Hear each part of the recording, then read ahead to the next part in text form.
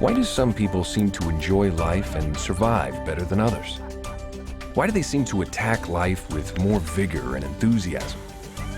What is this energy, this stuff of life, that makes you feel more alive, or when it's lacking, become more dead? Man is alive, so there must be a force or a flow of something which keeps him alive. In fact, all living things are full of varying degrees of this life energy. In Dianetics, we call this life force. As you've seen, life force is like the gas that fills a hot air balloon. The more you have, the stronger your thrust to survive is, and the more energetic, active, and happier you are. The less you have, the less vibrant and alive you are, and the weaker your thrust to survive becomes. So what is it that determines how much or how little life force you have available to you? Engrams. Great loss and other severe survival suppressors dam up your life force. The Secretary of the Army would like me to express with deep regret that your husband was killed in action this July 13th. For example, the loss of someone you love can be such a shock that your analytical power is reduced and a painful emotion engram is received. Your life force gets dammed up at these points in life. You may have enormous quantities of that life force, but some of it becomes suppressed into these engrams. After that, you don't seem to have as much vitality as you had before. Your mind, then, has a great quantity of sorrow and despair trapped within it. The more life force you have bound up in your engrams, the less free your emotions are, and nothing in your future seems to bring you up to the level you were at before. That's why the glory and color of our childhood seems to vanish as we get older. But this beauty and sensitivity to life isn't gone. It's just trapped within us. Let's look at it this way. Let's say this man has 1,000 units of life force. At any given hour or day, he'd have just so many of these available to him. Consider this his potential dynamic thrust.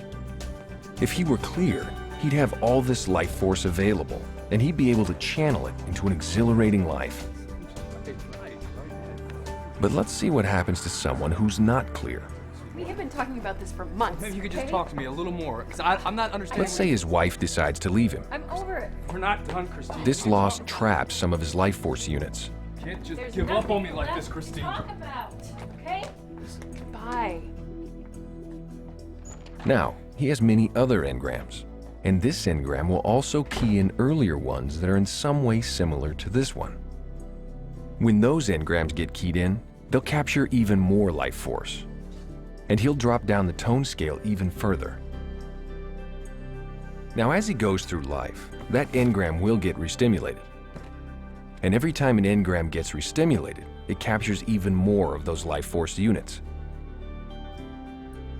When he later sees his wife with another man, that engram gets restimulated again, and even more life force becomes unavailable to him. The more restimulated he is, the less energetic he feels, and the weaker his dynamic thrust becomes. So someone with potentially 1,000 units of life force could have 950 of those units captured in his engram bank, and he'd be functioning in life with only about 50 of those units. His activities and thoughts would be scattered, and his problems would seem uncomputable. Now, certain circumstances can cause him to recapture some of those units. Necessity or enthusiasm for a project will recharge some of his life force and channel it toward that survival-oriented goal. Access to the park, access... But he can't capture back as much life force as he's lost into those engrams, and he'll spiral downward.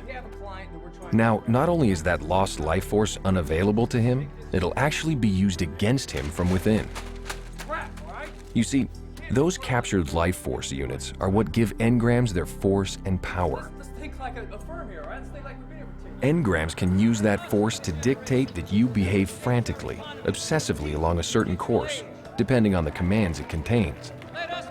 For example, we've all seen the driven man who relentlessly pursues his quest for more power and control. Such a person has an engram command that tells him he's the most powerful person in the world, I want this precinct turned inside out. or that he's the best at some activity, Thank you very much. Hi. How are you? or that he must conquer all. I want to get every voter in this precinct. Every voter. The engram demands that he achieve that goal and channels his captured life force toward the achievement of that command. I am behind in the polls, and I want to know why. Now that command may in some way align with his true basic purpose, but because his life force is channeling straight through an engram, his behavior, no matter how enthusiastic it may seem, is actually very aberrated. He's hectically trying to conquer all. List of those people that we talked about the other day. So if this man has 1,000 units of life force, 500 of those units could be being channeled through that engram, giving him a pretty strong false dynamic thrust toward the engram's goal. And he can't possibly achieve this goal or enjoy his success because the engram keeps demanding that he must conquer more. That's why the primary task of therapy is to free these captured life force units and throw them back into circulation, back under your own control. The best way to do that is to run out painful emotion engrams. Your tone level and survival potential will increase in direct ratio to the amount of energy that's freed from these engrams. I forgot about that. If this man were cleared of his engrams, he'd have all 1,000 of his life force units directed by his own determinism toward his true purpose. He'd not only be able to achieve his goals, he'd enjoy pursuing and attaining them.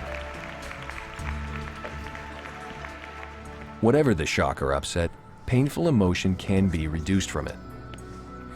When a girl's dog has just been run over, the incident can be treated as a painful emotion engram and the life force released from it. I see my dog there, lying there.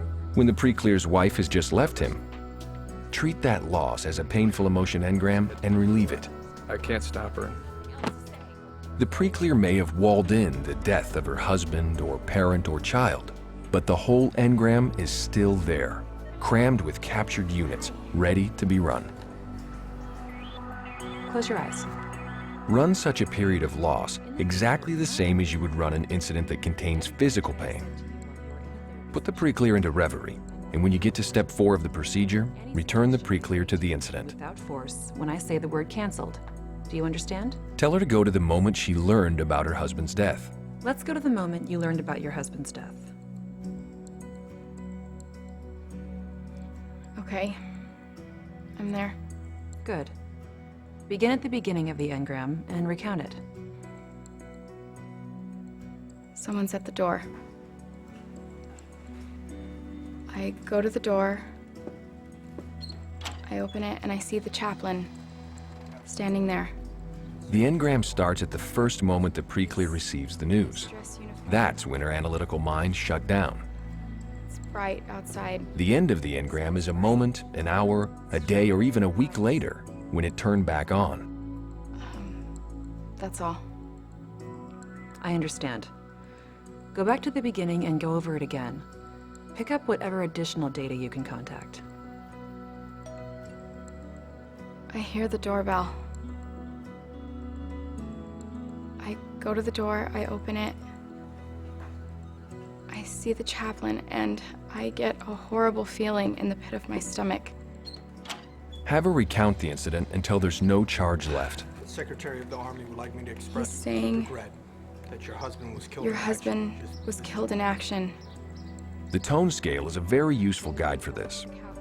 If a painful emotion engram is reducing properly, your pre-clear will follow the tone scale upward from apathy toward cheerfulness in a rather smooth rise. For example, if the loss struck her into apathy, then as she recounts, she'll most likely progress through the incident a time or two before she comes up the tone scale to grief. Okay. What do you feel? Devastated. I feel like I've been punched in the stomach. Then will come the tears and despair. All right. What do you see?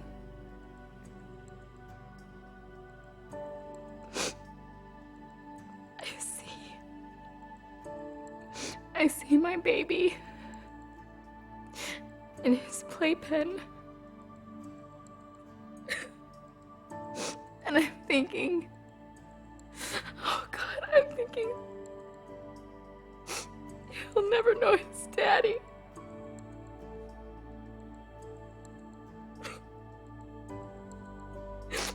He'll never know him. If you run into a heavy emotional charge, simply let her weep while you keep her at the business of running the engram. I understand. Please, continue. The amount of emotion released is nothing to be alarmed about. Running a painful emotion engram will discharge a great deal of sorrow. Or I knew what was gonna happen. I knew what he was gonna tell me. Another 2 or 3 runs through it should bring her up to anger. I don't deserve this. I didn't do anything wrong. Then further recounting brings her tone up into boredom. I hear the doorbell ring. But don't mistake this for an even higher tone, even if she resists running it again. There's still more data to run out. Go back to the beginning and go over it again. Pick up whatever additional data you can contact. More recounting should bring her up to tone 3 or 4, to cheerfulness and possibly laughter. Laughter is definitely the relief of painful emotion. Any engram which really releases can be expected to begin somewhere between tears and boredom and end with laughter. That's great. We'll be ending the session shortly.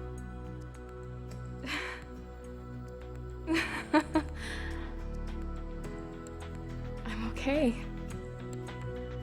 Treating that loss like an engram, recounting it until it's no longer painful emotionally, gives back the vitality that's been missing since the incident took place.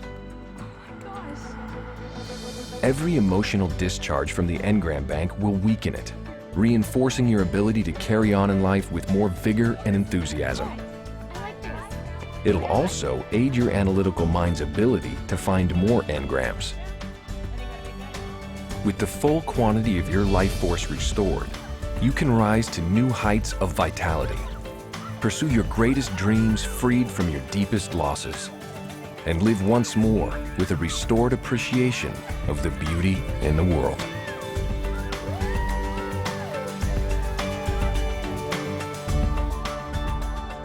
For more information about the effects of engrams on your life force, see the chapter entitled Emotion and the Life Force.